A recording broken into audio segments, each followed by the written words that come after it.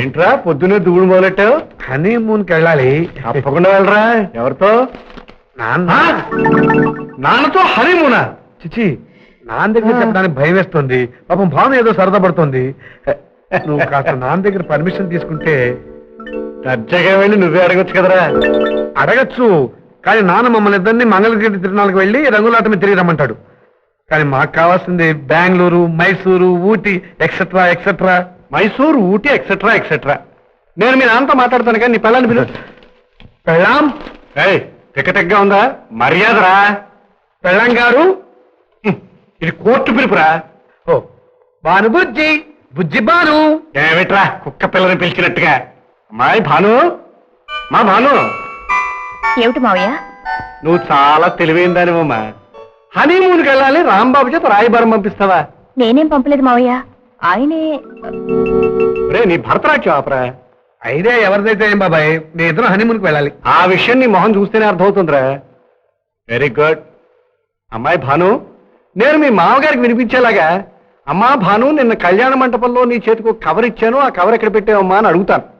నువ్వు వెంటనే అయ్యయ్యో మావయ్య, ఆ హడావిడిలో నేను ఆ కవర్ని మా స్నేహితురాలకి ఇచ్చాను, మా స్నేహితురాలు దాన్ని తీసుకుని బెంగళూరుకి బెంగళూరు వెళ్ళిపోయింది అని చెప్పాలి. మిగతా విషయాలు నేను చూసుకుంటాను. బెంగళూరేనా మరి మైసూరు, ఊటీ? నీ తైతకి రాపడా, నేను చెప్తానగా. నువ్వు మేడం మీదకి వెళ్ళమ్మా. రే నువ్వు అక్కడ దాగురా.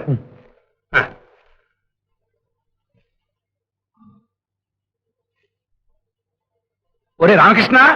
ఏంటన్నాయా? నా కళ్ళతోడు కనిపించిందట్రా. కనిపించిందన్నయ్యా. ఎక్కడా? కళ్ళకే ఉందన్నయ్యా. వయసు వచ్చిందిరా. అమ్మా భాను, భాను. వస్తున్నా మావయ్య. ఏమిటి మావయ్య? మొన్న కళ్యాణ మంటపంలో భద్రంగా ఉంచమని నీ చేతికో కవర్ ఇచ్చాను కదమ్మా, కాకి కవరు. అది వెంటనే తీసుకురామ్మా. ఏ కవర్ మావయ్య? అదేమిటి మర్చిపోయావా? బాబాయ్ ఇచ్చారు కదా పెద్ద కవరు, పసుపు రంగు కవరు. అబ్బా చూడు ఎలా బాధపడిపోతున్నాడు. పెద్ద మర్చిపోవటమే. నేను కాకి కవర్ కాకిలా గోలపెడుతున్నాను. వాడు అన్నయ్య పక్కన ఉన్నాడు, పసుపు రంగు కవర్ అంటున్నాడు. మీకు హనీమూన్ మైసూరులో జరిగే యోగ్యత లేదమ్మా, కొల్లేరే గతి.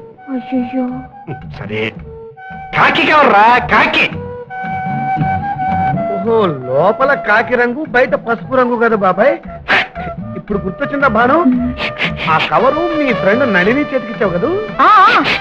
నళినా? ఆ అమ్మాయిని ఈ రోజు పొద్దున్నే కనక మహాలక్ష్మి గుళ్ళో చూశాను.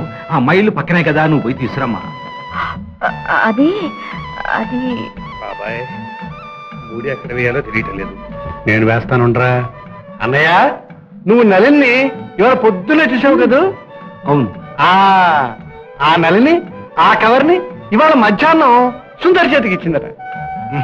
సుందర్రా, సుందరి.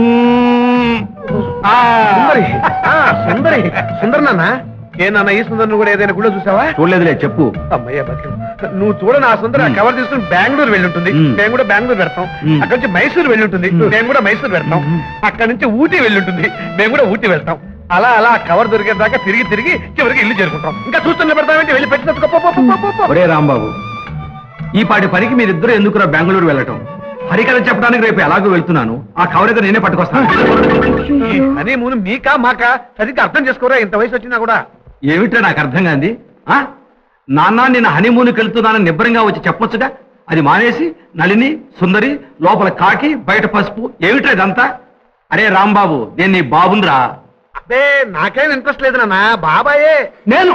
నువ్వే ఊరికే ఇంట్లో కూర్చొని గోళ్ళు కెలుకుంటూ కూర్చోపోతే హాయిగా పెళ్ళాన్ని తీసుకుని హనీమూన్ పోదాస్తా అన్నాడు. సరే సరే, ఈ రోజే ఎక్స్ప్రెస్ కు బయలుదేరి బెంగళూరు వెళ్ళండి. మరి మైసూరు, ఊటీ మన తర్వాత తీసుకుంటుందో లేదు. సరే బయలుదేరిన తర్వాత ఆగుతారేంటి? పోయి తిరిగిరండి. వీడి హడావిడి చూస్తుంటే హనీమూన్ ఏదో టాక్సీలోనే కానిచ్చేసేటట్టున్నాడు. అమ్మా, ఓ మై గాడ్, మా అన్నయ్యకి పెళ్ళే 6 రోజులు అవుతుందా? I'm very sorry.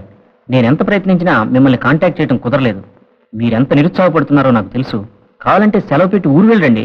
సరదాగా మీ ఫ్యామిలీతో 4 రోజులు గడిపిరండి. Thank you sir. ఆపు. హలో భర్త. Hello Lakshmana, how are you? Fine. పెళ్లికి రాలేదారా? అదంతా తర్వాత చెప్తాను కానీ ఈ దగ్గర చిల్లర ఉందా? టాక్సీ ఏదో పంపించాల్సింది. నేను పంపిస్తాను, లోపలికి వెళ్ళి. లగేజ్ ఉందిరా? నేను చూసుకుంటా. వెళ్ళు. థ్యాంక్స్ రా.